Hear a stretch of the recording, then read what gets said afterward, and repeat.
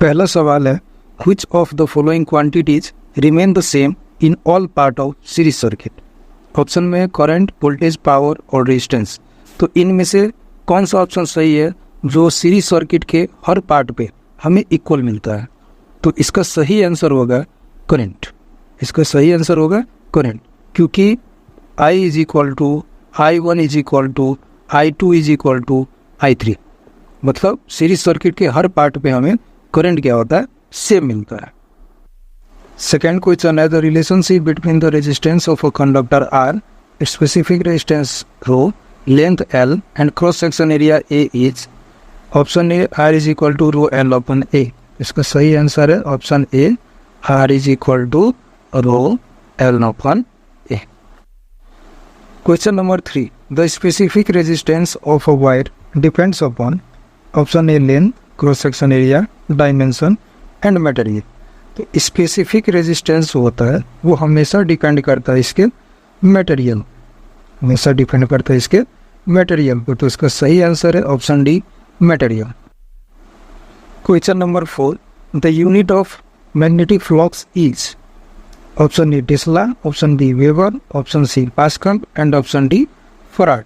तो इसका सही आंसर है वेबर, क्योंकि मैग्नेटिक फ्लक्स फाई का यूनिट होता है वेबर, जबकि जो टेस्ला है वो टेस्ला होता है यूनिट हमारा मैग्नेटिक फ्लक्स डेंसिटी बी का। पास्कल जो है ये होता है प्रेशर का, और जो फराड है ये होता है यूनिट हमारा कैपेसिटेंस का। Question number 5 what do you mean by सीटी एंड पीटी। सीटी और पीटी का मतलब क्या होता है? तो सीटी और पीटी का मतलब होता है current transformer and potential transformer. इसका सही आंसर होगा सी। और हाँ, यहाँ पे हम option D all of above नहीं लगाएंगे, क्योंकि ऑप्शन ए हमारा है सीटी, जबकि सीटी और पीटी का मतलब सीटी नहीं होता है। ठीक है।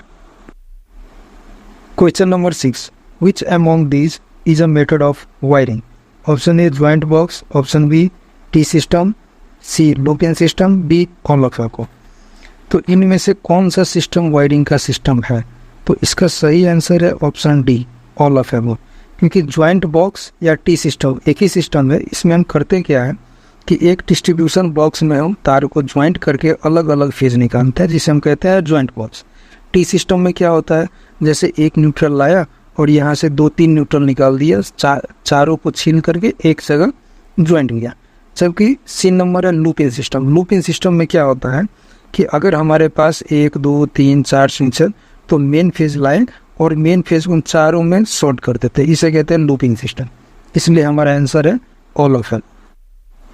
Question number 7 over voltage relay increase current, increase voltage, trip the circuit during over voltage, all of L. तो जैसे कि हमें पता है रिले प्रोटेक्शन के लिए यूज होता है, और नाम ही ओवर वोल्टेज रिले, मतलब ओवर वोल्टेज से बचाएगा। इसलिए इसका सही आंसर है option C trip the circuit during over voltage. जब भी ओवर वोल्टेज आएगा सर्किट को ट्रिप करके सर्किट को प्रोटेक्ट कर। Question number 8 which type of fire extinguisher should be used to put out an electric fire. Class A, B, C and D. जिसमें class A दिखाता है एस, मतलब उन चीज़ों में लगा आग जो जलने के बाद राख छोड़ता है, जैसे लकड़ी, कपड़ा, पेपर, है ना।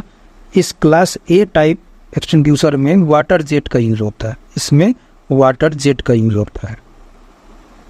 ऐसे ही क्लास बी है। क्लास बी दिखाता है बैरल। क्लास बी दिखाता है बैरल, मतलब बैरल टाइप कंटेनर में जो सामान हमारा ट्रांसपोर्ट होता है, जैसे पेंट, ऑयल, गैसोलीन प्रोडक्ट्स, इन चीज़ों में लगा आग को हम ड्राई केमिकल से निभाते हैं। ऐसे है क्लास सी। सी दिखाता है करंट, मतलब इलेक्ट्रिकल सोर्स की वजह से लगा आग या फिर एप्लायंस में लगा आग, है ना, उपकरणों में।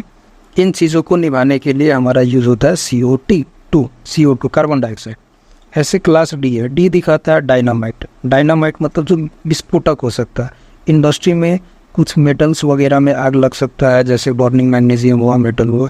इन चीज़ों को निभाने के लिए हम ड्राई पाउडर का यूज़ करते हैं। ऐसे एक और प्रकार का क्लास होता है जो क्लास के दिखाता है किचन। किचन में यूज़ होने वाला ऑयल, एनिमल फैट, इन चीज़ों में लगा आग, इनको निभाने के लिए हम यूज़ करते हैं वेट केमिकल।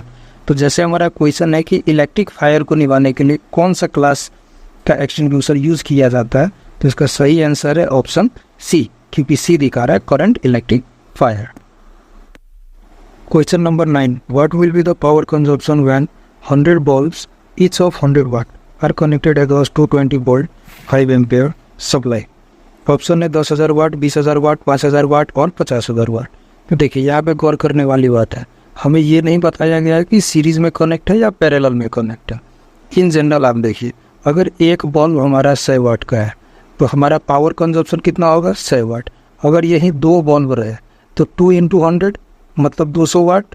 तो ऐसे ही हमें दिया हुआ है 100 बल्ब, 100 बल्ब है तो 100 × 100 मतलब टोटल 10,000 वाट, इसलिए हमारा आंसर होगा option A. Question number 10, why generators are operated in parallel. Option में है to decrease voltage, to increase current, to keep voltage constant, on off fade off. तो इसका सही आंसर होगा टू इंक्रीज करंट, क्योंकि जब हम पैरेलल में जनरेटर को जोड़ते हैं तो हमारा वोल्टेज कांस्टेंट होना चाहिए, मतलब सेम होना चाहिए, तो वोल्टेज घटाने की कोई बात आती नहीं और इसलिए ऑल ऑफ एबव होगा ना। इसका सही आंसर है वोल्टेज, क्योंकि अगर हमारा जनरेटर 11 kV पे ऑपरेट कर रहा है तो अगर 2 जनरेटर को हम पैरेलल में जोड़ेंगे तो पैरेलल में हमारा क्या होता है, करंट ऐड हो जाता है, जिसके वजह से करंट हमारा बढ़ जाएगा।